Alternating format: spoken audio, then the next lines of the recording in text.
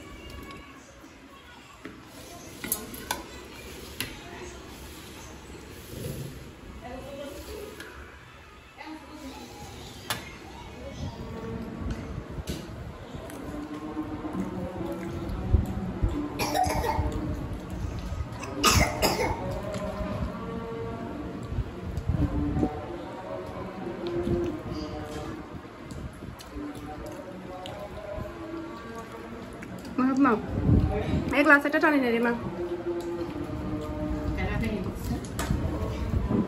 এই ফ্রিজে মনে হয় পেঁয়াজ আছে। তো এটা হচ্ছে পরের দিনের ভিডিও। আমি আপনাদের সাথে এখন পরের রোজার ভিডিওটা শেয়ার করছি। আজকে ইফতারে চিন্তা করলাম যে তেহারি তৈরি করি, চিকেন তেহারি। তো কয়েকদিন ধরে দেখা যাচ্ছে ভাজা পোড়া একটু বেশি খাওয়া হচ্ছে, সে কারণে ভাবলাম যে একটু তেহারি তৈরি করি, খেতে ভালো লাগবে।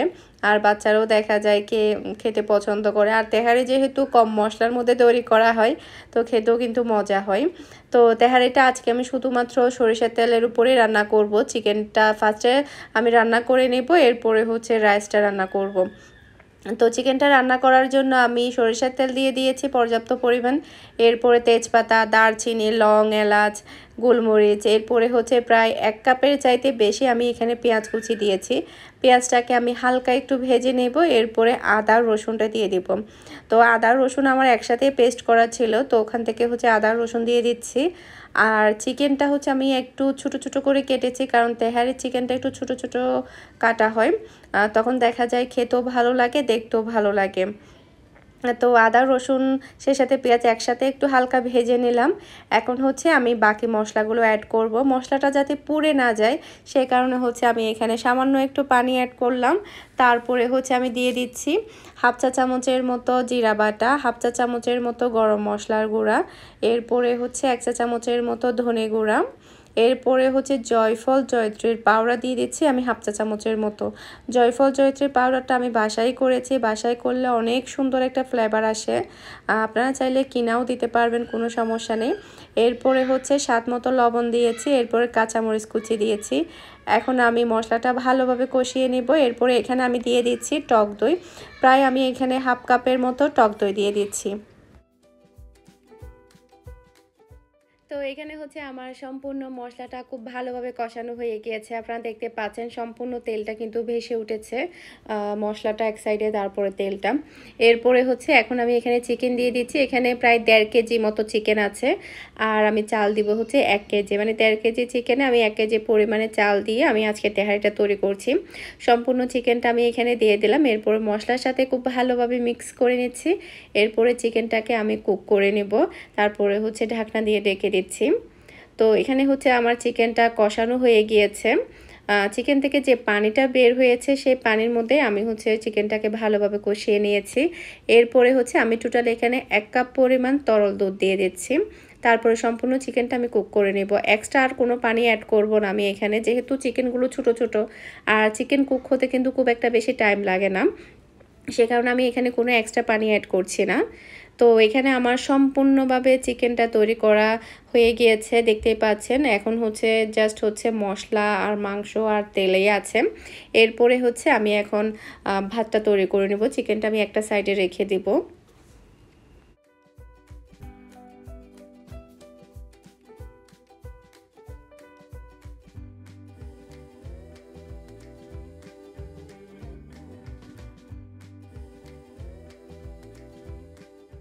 তো এখন হচ্ছে আমি রাইসটা তৈরি করে নেব। এর জন্য হচ্ছে প্যানের মধ্যে আমি সরিষার তেল দিয়ে দিয়েছি পর্যাপ্ত পরিমাণ। এরপরে হচ্ছে আমি এখানে আবারও গোটা মশলা অ্যাড করব ভাতের মধ্যে। তেজপাতা, দারচিনি, লং, এলাচ এগুলো সবই আমি দিয়েছি। এরপরে হচ্ছে আমি হাফ কাপের মতো এখানে পেঁয়াজ কুচি দিয়েছি। পেঁয়াজটাকে আমি হালকা একটু ব্রাউন কালার করে নেব। তারপরে হচ্ছে আমি চালটা অ্যাড করব। তো আপনারা চাইলে এই পর্যায়ে আদা রসুনও অ্যাড করতে পারেন। আমি আসলে ভাতের মধ্যে কখনো আদা রসুন অ্যাড করি না, পোলাওর ক্ষেত্রেও। আপনারা হয়তো বা আমার যারা ভিডিও দেখেন তারা হয়তো বা জানেন, আমার কাছে আসলে পোলাও কিংবা এর মধ্যে আদা রসুন অ্যাড করলে খুব একটা বেশি ভালো লাগে না। তো এরপরে হচ্ছে আমি পোলাও চালটা দিয়ে দিচ্ছি। পোলাও চালটাকে আমি এখন খুব ভালোভাবে ভেজে নেব, এতে করে দেখা যাবে ঝরঝরা হবে।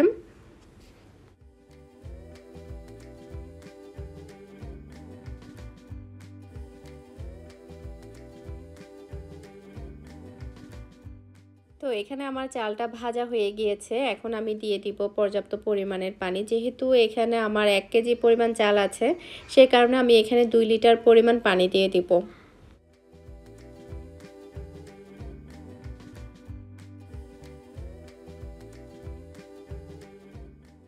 তো পানি দেওয়ার পরে তারপরে হচ্ছে আমি এখানে লবণ দিয়ে দিব। লবণটা একটু দেখে শুনে দিতে হবে, যেহেতু আমরা এখানে লাস্টের দিক দিয়ে চিকেন অ্যাড করব।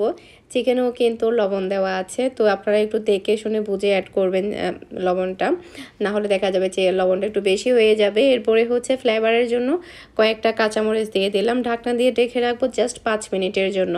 5 মিনিট পরে দেখা যাবে পানিটা অনেকটা শুকিয়ে আসবে, জাস্ট দমে দেওয়ার পর্যায়ে যেরকম হয় সেরকম হয়ে আসবে। এরপরে হচ্ছে রান্না করে যে চিকেনটা রেখেছিলাম সেই চিকেনটা আমি এখানে দিয়ে দেব। এরপরে হচ্ছে চালের সাথে খুব ভালোভাবে মিক্স করে নেব।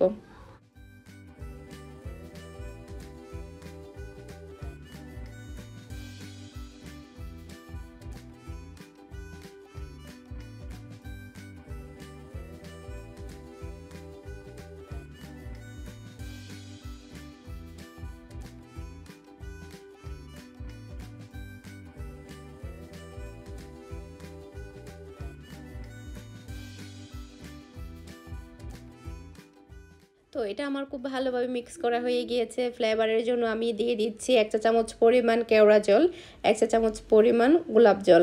তো গোলাপ জল আর কেওড়া জল দিলে দেখা যায় খুবই সুন্দর একটা শাহি ফ্লেভার আসবে। এটা সম্পূর্ণ অপশনাল, চাইলে বাতও দিতে পারবেন, কোনো সমস্যা নেই। আর এদিকে হচ্ছে আমার শাশুড়ি শাক ভাজি করবে, এরপরে হচ্ছে লাউ রান্না করবে, তারপরে হচ্ছে লাউ ছুলকা ভাজি করবে, যেটা কিনা অনেক বেশি মজা হয়, চিংড়ি মাছ দিয়ে রান্না করবে। তো আমাকে হচ্ছে অনেকেই বলেছে মানে শাকটা কিভাবে ভাজি করে সেটা যাতে একটু দেখায়। আর আজকে আপনাদের সাথে লাউ ছুলকা ভাজিটাও দেখাবো। তো লাউ ছুলকা ভাজিটা করার জন্য যেটা করতে হবে, লাউয়ের চামড়াটা একটু মোটা মোটা করে কাটতে হবে, যাতে করে চামড়ার সাথে কিছুটা অংশ লাউ যায়।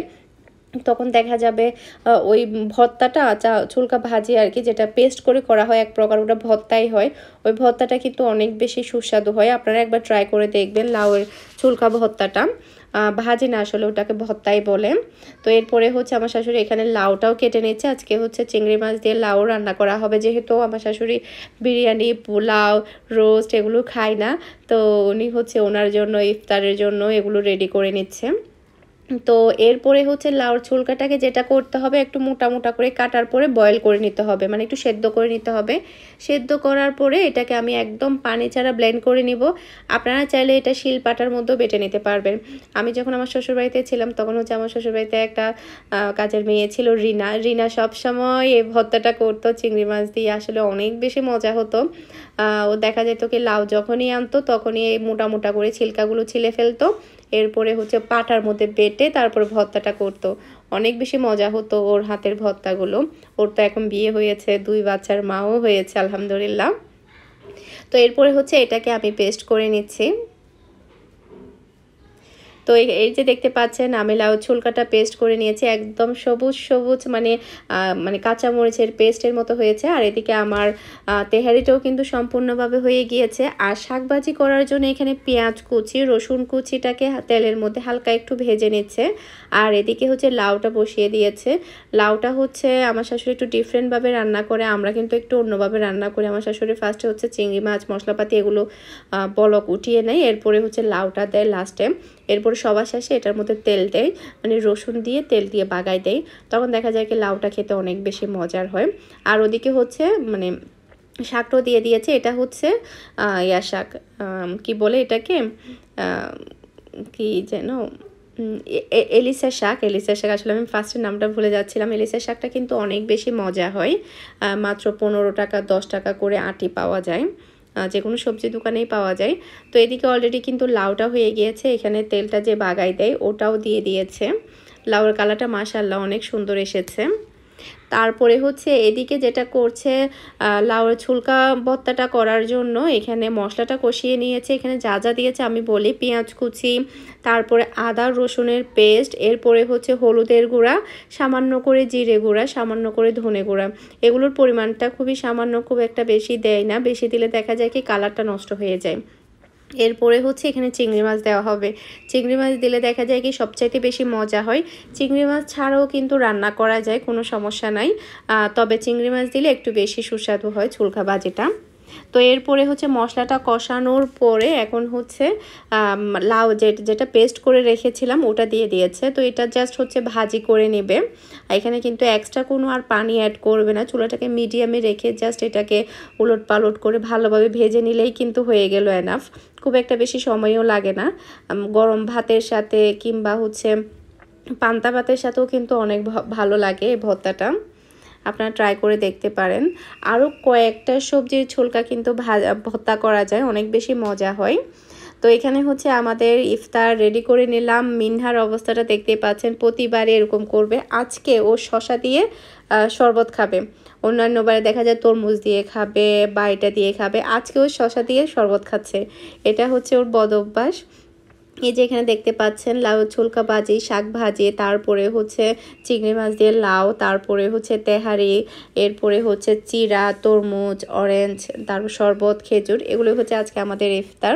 তো এগুলোর পাশে আসলে বিরিয়ানিটা একদমই ভালো লাগছিল না আমার, আসলে মনে হচ্ছে যে কেন যে বিরিয়ানিটা করলাম, এগুলো দিয়ে পেট ভরে ভাত খেলে হয়ে যেত। আসলে এত বেশি মজা হয় বলার মতো না। যেহেতু বাচ্চারা এগুলো খায় না, বাচ্চারা কিন্তু একটু হেভি খাবারগুলোই বেশি পছন্দ করে, সে কারণে আসলে বাচ্চাদের জন্য তৈরি করা, বাচ্চাদের উদ্দেশ্যেই। তো এখানে হচ্ছে আমি ভর্তার পাশে আসলে শাক ভাজিও নিয়েছি। আমি আসলে বিরিয়ানিটা খেতে পারছিলাম না এগুলার কারণে, আমি বললাম যে বিরিয়ানিটা আমি পরে খাবো, আগে আমি এগুলো খাবো।